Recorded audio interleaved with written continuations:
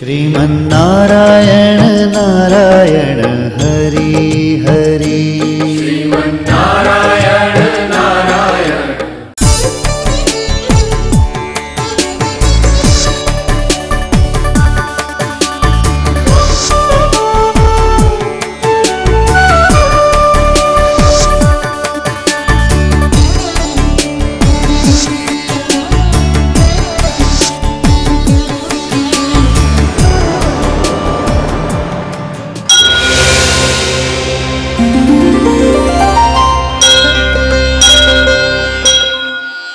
ఈ కార్యక్రమం సమర్పిస్తున్నవారు అవార్డు గ్రహీతల మొట్టమొదటి ఏకైక original Thanjavur art academy, Kalasri Thanjavur art academy, door number 1164, near Panjagutta colony signals, Srinagar colony X road నుండి 9వ బిల్డింగ్, ఇండియన్ ఓవర్సీస్ బ్యాంక్ ప్రక్కన, హైదరాబాద్ 73.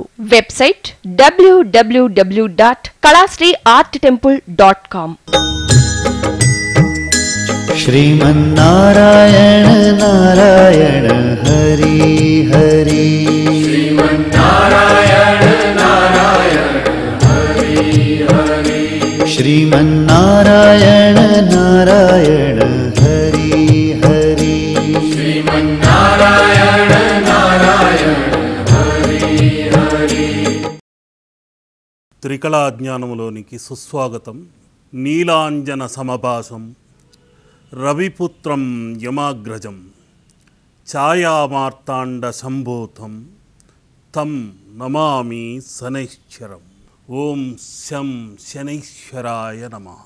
ఈ వారం శనీశ్వరుడి గురించి తెలుసుకోబోతున్నాం. శని యొక్క ప్రభావం ఎంతటి ఉద్ధృతంగా ఉంటుందో, ఉప్పెనలా వస్తుందో, ఊబిలోకి లాగి కృంగి కృషించిపోయేలా చేస్తుందో, ఆ మహత్యం ఎలాంటిదో, శని యొక్క తత్వం ఎలాంటిదో ఇప్పుడు తెలుసుకోబోతున్నాం. ఇక్కడొక ముఖ్యమైన చిత్ర చిదంబర రహస్యం, వేదకాలం నుండి దాగిన విచిత్రం, చిత్రాతి చిత్రం, సంఖ్యాశాస్త్రాన్ని కూడా జోడించి మేళవించి 27 నక్షత్ర క్రమములలో 8వ సంఖ్య వచ్చేలాగా ఈ 3 నక్షత్రములకే అనుబంధం ఉంది. 27 నక్షత్రాలలో 8వ నక్షత్రం పుష్యమి నక్షత్రం, 17వ నక్షత్రం అనురాధ నక్షత్రం, 26వ నక్షత్రం ఉత్తరాభాద్ర నక్షత్రం. ఇవన్నీ కూడితే 8వ సంఖ్య వస్తుంది. వీరికి శని అధిపతి. అంతేకాకుండా 8వ తారీఖున, 17వ తారీఖున, 26వ తారీఖున జన్మించిన వారికి కూడా సంఖ్యాశాస్త్ర ప్రకారం శనీశ్వరుడే అధినాథుడై ఉన్నాడు. ఈ 3 నక్షత్రములకు 3 సంఖ్యలకు ఆ శని భగవానుడు ఆధిపత్యం వహిస్తూ మున్ముందుకు నడిపిస్తున్నాడు. ఒక త్రికోణం ప్రకారం చూసుకుంటే ఊర్ధ్వముఖంగా పుష్యమి, అనురాధ, ఉత్తరాభాద్ర అనే 3 నక్షత్రములు ఉన్నాయి. అధోముఖంగా ఉన్న త్రికోణానికి చూస్తే 8, 17, 26 అనే 3 సంఖ్యలు ఉన్నాయి. ఈ షట్కోణ సంఖ్య ప్రకారం, నక్షత్ర ప్రకారం శనీశ్వరుడు అధినాథుడై ఉన్నాడు. శని యొక్క చిహ్నాలు, సంఖ్యలు ఇలా ముడి వేస్తే 8 అనే ఆకారముతో ఉన్న గొలుసు, ఆ ఇనప గొలుసులలో చిక్కుకుంటే, ఆ ఊబిలో చిక్కుకుంటే ఆయన యొక్క శిక్ష అన్నది మహా తీవ్రంగా ఉంటుంది. విక్రమాదిత్యుడు లాంటి మహాచక్రవర్తి అనేక శక్తుల్ని కలిగి ఉన్న శని యొక్క జన్మ వృత్తాంతం విని పరిహసించిన వెంటనే రాజ్యాన్ని పోగొట్టుకున్నాడు. శత్రురాజుల వద్ద చేతులు కాళ్ళు కూడా ఖండించబడ్డాయి. అనేక అవమానాలతో, బాధలతో, ఆత్మక్షోభతో కృంగి కృషించిపోయిన తర్వాత ఆయనకు జ్ఞానోదయం కలిగింది. ఆర్తితో భక్తితో ఆ శనీశ్వరుడిని వేడుకుంటే, పరిపూర్ణంగా అర్థిస్తే అప్పుడు శనీశ్వరుడు కరుణించి శిక్షను తొలగించి రక్షను ఇచ్చి మళ్ళీ రాజ్యాధికారాన్ని కట్టబెట్టాడు, చక్రవర్తిని చేశాడు, నలు దిశలా అతను పేరు మారు మ్రోగేలా చేశాడు. అదే శనీశ్వరుడి యొక్క తత్వం. రక్షను ఇచ్చేది ఆయనే, శిక్షను ఇచ్చేది ఆయనే, న్యాయాధికారి. కాల చక్ర తంత్రానికి, యంత్రానికి, మంత్రానికి ఆయనే పరిపూర్ణ న్యాయాధికారి. ఒక వెలుగు తర్వాత నీడ అనే తత్వానికి కూడా రారాజై ఆ శనీశ్వరుడు ఉన్నాడు. ఆ శని భగవానుడు మీకు ఎలాంటి కీడు కలిగించడు. మనకు సంఖ్య ప్రకారం అధిపతి అయ్యాడు, నక్షత్ర ప్రకారం అధిపతి అయ్యాడు. ఏమైపోతుందో ఏమో అన్న దిగులు పడవద్దు. గత జన్మలో మనం చేసిన పాపములు శాపములై ఈ జన్మలో కూడా మనం ఎవరికైనా కీడు చేసి ఉంటే, చెడు కలిగించి ఉంటే, ఈ కరములతో చేసిన వెంటనే ఈ అమల విమల అనే ముద్రలు, అభయ వరద ముద్రలు మంచికి బదులు చెడుగా మారి ఇలా ఈ 2 వేళ్ళు గొలుసులై ఇనప సంకెళ్ళై ఈ విధంగా సంకెళ్ళు అనే ఆకారముతో బంధించి వేసి బందీఖానాలో పడేసి శిక్షను కలిగించేదే ఈ ముద్ర. ఈ ముద్ర నుండి, ఆ శనీశ్వరుడి ఛాయ నుండి బయటపడాలంటే ఈ 8 యొక్క జనన మరణమనే గొలుసు, అంతులేని మాయా సంఖ్య ఇది. ఈ మాయా సంఖ్యలో గనుక చిక్కుకుంటే, ఆ ఊబిలో గనుక మన కాళ్ళు కూరుకుపోతే మెల్లమెల్లగా వ్యసనాలనే ఊబిలోకి దింపివేసి అనేక రకములైన మానసిక శారీరక దోషములను అనారోగ్య రూపములో కల్పించి శిక్షించి కృంగి కృషించిపోయేలా చేసేవాడే దండనాథుడే శనీశ్వరుడు. అటువంటి ముఖ్యమైన గొలుసు ముద్ర ఇది. ఈ ముద్రను ఇలా చేస్తూ మన కష్ట నష్టములను వడపోస్తూ దానిని ఇలా తీసివేసి బలంగా ఈ ముద్రను ఇలా చేయండి. లేకుంటే నేత్రముల వద్దకు ఈ విధముగా సూర్య నేత్రము నుండి 2 వైపులా చూస్తూ మనలోని దోషములు, మన కనుపాపలలో చుట్టుకున్న దోషములు, కళ్ళ నుండి వెలువడుతున్న దోషములన్నీ దగ్ధమైపోతున్నాయి అంటూ ఈ 2 వలయముల నుండి చూస్తూ సంకల్పం చేసుకోండి. తప్పనిసరిగా ఆ దోషములన్నీ పటాపంచలైపోయాయి, తొలగిపోతున్నాయి అంటూ ఈ ముద్రతో మీలోని శని దోష ఛాయల్ని ఆవలికి విసిరేయండి. ఇక 8 అనే సంఖ్యలో పుట్టినందుకో, అష్టమి అనే తిథిలో పుట్టినందుకో, పుష్యమి, అనురాధ, ఉత్తరాభాద్ర నక్షత్రములలో పుట్టినందుకో మీరు ఎట్టి పరిస్థితులలోనూ బాధపడకండి, సగర్వంగా ఉండండి. ఆ శనీశ్వరుడు తోడున్నాడు, మీకు నీడనిస్తున్నాడు అని భావించండి. ఎందుకంటే శని యొక్క అనుగ్రహం ఉంటేనే ఒకరు ఏసీ గదులలో నిద్రించడానికి అవకాశం ఉంటుంది, ఏసీ కార్లలో తిరగడానికి అవకాశం ఉంటుంది. లేకుంటే వారు ఎండలో చెప్పులు లేక తిరగవలసి ఉంటుంది, ఎంగిలి మెతుకులు తినవలసి వస్తుంది, ప్రతి ఇంట అప్పు కోసం యాచించవలసి ఉంటుంది, పరస్త్రీ యొక్క కరుణ కటాక్షంతో వారు బ్రతకవలసి వస్తుంది. కారాగారం అప్పుడప్పుడు సందర్శించవలసి వస్తుంది. కోర్టు వ్యవహారాలలో చిక్కుకొని ఆత్మక్షోభకు గురి కావలసి వస్తుంది. అప్పుడప్పుడు రక్షక భటుల నుండి మిమ్మల్ని బాధించే తత్వం నిత్యం మిమ్మల్ని కృంగతీస్తూనే ఉంటుంది. అటువంటి దోషాలన్నీ తొలగిపోవటానికి అనేక రకములైన ముద్రలు ఉన్నాయి. ఆ ముద్రలు అతి పవిత్రమైనవి. అందుకని బ్రహ్మీ ముహూర్తాన ఒక చిత్రాన్ని చిత్రించి ఇటువంటి ఛాయలన్నీ తొలగిపోవాలి, ఆ శనీశ్వరుడి అనుగ్రహం కలగాలి, అన్ని తరంగాలు వారి ఇంట. అష్టమి అనేది కొందరు కష్టములను కలిగించేదనుకుంటారు. ఆ శ్రీకృష్ణ భగవానుడు కూడా అష్టమి రోజునే జన్మించాడు. దుర్గాష్టమి కూడా అతి శక్తివంతమైనది. ఏదో అష్టమి రోజున పుట్టాము కదా, ఆ అష్టమి సంఖ్యలో పుట్టాము కదా, ఆ అష్ట తత్వమైన శనీశ్వరుడి అధినాథమైన నక్షత్రములలో పుట్టాము కదా అని కృంగిపోవలసిన పని లేదు. సగర్వంగా ఉండండి, ఆ శనీశ్వరుడి అండదండలు మనకున్నాయి అని ధైర్యంగా నిర్భయంగా ముందుకెళ్ళండి.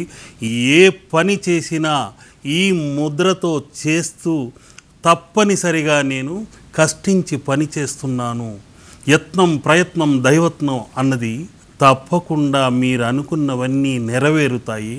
మన బుద్ధి వక్రంగా ఆలోచన మార్గంలో వెళ్ళి భార్యను పక్కన ఉన్న లెక్క చేయక వక్ర మార్గాన పరస్త్రీలను మరొక రకంగా ఆలోచిస్తూ వారిని బలత్కారంగా అనుభవించినట్లు ఊహించుకున్న అది శని దోషమే. భర్తకు అన్యాయం చేసి మరొక పరపురుషుడితో వక్ర మార్గాన వెళ్ళినా అది దోషమే. ఇరువురికి ఇటువంటి దోషములు కలిగి తీరుతాయి. అగ్ని సాక్షిగా వివాహమాడారు. అగ్ని సాక్షిగా అన్నది అగ్ని ఎక్కడో ఉన్నాడు, పెళ్లి రోజు మాత్రమే ఆ అగ్నిని వెలిగించారు, ఆ అగ్ని మనని ఏం చూస్తాడులే అనుకోకూడదు. మనలోని జఠరాగ్నిగా ఉంది, మనలోని నేత్రాగ్నిగా ఉంది, మనలోని ఉష్ణోగ్రత అనే అగ్ని ఉంది, తేజస్సు అనే అగ్ని ఉంది, పంచ తత్వములతో అగ్నులు ఉన్నాయి. ఆ అగ్ని తత్వముతోనే మనం చైతన్యవంతంగా కదులుతున్నాం, చూడగలుగుతున్నాం. కళ్ళు మూసుకున్న 8 వర్ణాలను దర్శించుకుంటున్నాం. కళ్ళు తెరచిన ఇంద్రధనస్సును దర్శించుకుంటున్నాం. ఇదంతా జ్యోతిర్మయమైన శక్తితత్వం. అటువంటి అగ్ని సాక్షిగా చేసిన ప్రమాణము తప్పితే పరస్త్రీతో వక్ర మార్గాన వెళితే భార్యకు ద్రోహం చేసిన, భర్తకు ద్రోహం చేసిన మనలోని జఠరాగ్ని కాలేయంపై పనిచేస్తుంది. మెల్లమెల్లగా కాలేయాన్ని దెబ్బతీస్తుంది. కాలేయం దెబ్బతింటే ఇక మరణానికి సమీపాన మనం ఉన్నట్టే. అంతేకాకుండా నేత్ర దృష్టి కాంతి మెల్లమెల్లగా క్షీణించిపోయి కనుచూపు కరువు అవుతుంది. నరాలు శక్తివంతంగా లేకుండా బలహీనపడిపోయి వణుకు ఒక విధమైన అదురు లాంటిది మెడ నిలకడలేక గడగడ వణుకుతూ, చేతులు వణుకుతూ, కాళ్ళు వణుకుతూ రకరకాల ఇబ్బందులను ఎదుర్కొంటారు. అంతేకాకుండా అతిమూత్ర వ్యాధి ఉంటుంది. మలమూత్రాదులు వీరి సంబంధం లేకుండా ఇబ్బందికరమైన ఒక నరకం వీరు చూడవలసి వస్తుంది. అటువంటి అనారోగ్య దోషాలను తొలగించుకోవాలంటే శనీశ్వరుడికి శనివారం రోజున నువ్వుల నూనెతో దీపారాధన చేసుకోండి. ఆ దీపాన్ని వెలిగిస్తున్నప్పుడు కూడా ఇన్నాళ్ళు నేను చేసిన చెడు కీడు ఇవన్నింటినీ దగ్ధం చేస్తున్నాను అని వెలిగించండి. మీలోని గత జన్మ దోషాలను, ప్రారాబ్ధములను, సంచితములను, ఆగామి ఇలాంటి కర్మలన్నింటినీ దగ్ధం చేస్తున్నట్టు సంకల్పం చేసుకోండి. తప్పనిసరిగా ఆ శనీశ్వరుడి అనుగ్రహానికి పాత్రులవుతారు. అంతేకాకుండా శనివారం రోజున పచ్చని ఆకుకూరలు తీసుకెళ్ళి గోమాతకు తినిపించండి. ఆ ఆవు కళ్ళల్లో 3,000,000 దేవతలను దర్శించుకోండి. ఆ 3,000,000 దేవతల వద్ద మీ బాధలన్నింటినీ పడేసి రక్షించమని కోరుకోండి. ఆ గోమాత కరుణా కటాక్ష వీక్షణం మీ పైన పడ్డప్పుడే ఇక మీ బాధలన్నీ తొలగినట్లే. పుష్యమి నక్షత్రం వారు చంద్రశేఖరుడిని ఆరాధించాలి. అనురాధ నక్షత్రం వారు రాధాకృష్ణులని ఆరాధించాలి. ఉత్తరాభాద్ర నక్షత్రం వారు గోమాతను ఆరాధించాలి. కామధేను చిత్రాన్ని చిత్రించేటప్పుడు కూడా బ్రహ్మీ ముహూర్తంలో ఓం సురభ్యై నమః అనే చిత్రించి గుమ్మం పైన పెట్టమని వారికి సలహాలనిచ్చి ఆ మంత్ర విస్ఫోటనం చేసి ఆ తర్వాతే చిత్రాలు అందించడం జరుగుతుంది. ఆ కామధేను చిత్రం కింద నుండి నడుస్తూ ఉంటే మనలోని శని దోషాలు కూడా తొలగిపోతాయి. ఇటువంటి దోషాలన్నింటినీ తొలగడానికి మరొక ముఖ్యమైన ముద్రని ఆ విఘ్నేశ్వరుడు, ఆ హనుమంతుడు నాకు అనుగ్రహిస్తే ఆ ముద్రని మారుతి గణపతి శనీశ్వర దోష నివారణ ముద్రని ఇప్పుడు నేను చిత్రించి చూపుతున్నాను. ఆ ముద్ర వలన ఈ త్రినక్షత్రముల వారే కాదు, త్రిసంఖ్యల వారే కాదు, అన్ని రాసుల వారు సకల జీవులకు శని దోషములన్నీ పటాపంచలై మున్ముందుకెళ్ళి అదృష్ట తరంగములతో పట్టిందల్లా బంగారం కావాలని ఆ ముద్రని ఇప్పుడు నేను చిత్రించి చూపుతున్నాను. 8 అన్న సంఖ్య అష్టలక్ష్మీకరమైన సంఖ్య. ఇది సంఖ్యాశాస్త్ర ప్రకారం అతి శక్తివంతమైన అంతులేని 2 వలయములివి. కాంతి వెలుగు అనే కాలచక్ర వలయములివి. ఈ 8 ఆకారముతోనే ఇలా అనేక రకములైన 8 ఉన్నాయి. అష్టలక్ష్ములు, అష్టవశువులు, అష్ట దిక్పాలకులు అన్నవి కూడా 8 అనే తత్వాన్ని తెలియచేసేవే ఈ 8వ సంఖ్య, శని భగవానుడి సంఖ్య. ఆ సంఖ్య ప్రకారం 8 అన్నది సంజీవిని తత్వముతో ప్రకృతికి మరో రూపంగా, వెలుగు వెనకే ఛాయారూపంగా ఉన్నదే ఈ 8 అనే సంఖ్య. ఇదే మారుతి గణపతి అనుగ్రహ సంఖ్య.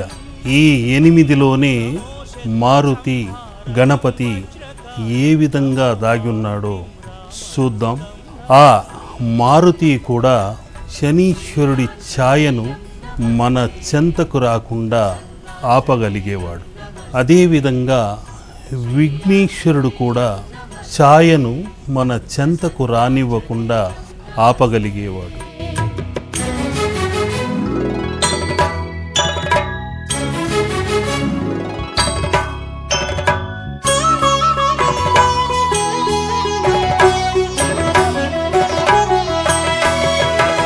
నమో వానరేంద్రం నమో విశ్వపాలం నమో విశ్వమోదం నమో దేవశూరం నమో గగన సంచారితం పవనతనయం నమో మారుతిం రామదూతం నమామి నమో రామదాసం నమో భక్తపాలం నమో ఈశ్వరాంశం నమో లోకవీరం నమో భక్తచింతామణిం గదాపాణిం నమో మారుతిం రామదూతం నమామి. షట్కోణ శనిదోష నివారణ గణపతి మారుతి ముద్ర ఇప్పుడు మీరు దర్శించుకుంటున్నారు. ఈ షట్కోణములలోనే పుష్యమి, అనురాధ, ఉత్తరాభాద్ర 8, 17, 26 అని త్రికళ సంఖ్యలు అధోముఖంగా ఉంటే, త్రికళ నక్షత్రములు ఊర్ధ్వముఖముగా ఉంటే, ఆ ఊర్ధ్వముఖములో 8 అనే ముఖ ఆకృతితో ఆ మారుతి గణపతి అనే ముఖ ఆకృతి ఇక్కడ మీకు సాక్షాత్కరిస్తుంటే, ఆ శని దోష వలయములు ఇరు కర్ణములై అటు ఇటు ఉంటే, ఈ అనురాధ షట్కోణ ముఖాకృతితో షట్కోణ తత్వముతో కాలచక్ర తంత్ర యంత్ర మంత్ర తత్వముతో ఆ తొండమే 8 ఆకారములతో వలయములు తిరిగి అష్టమి కష్టమి అనే తత్వములను తొలగించి, నష్ట కష్టములను తొలగించి, అష్టైశ్వర్య భోగభాగ్యములను కలిగించి, త్రికళ తత్వముతో త్రికళ జ్ఞానముతో ఈ మారుతి ఈ గణపతి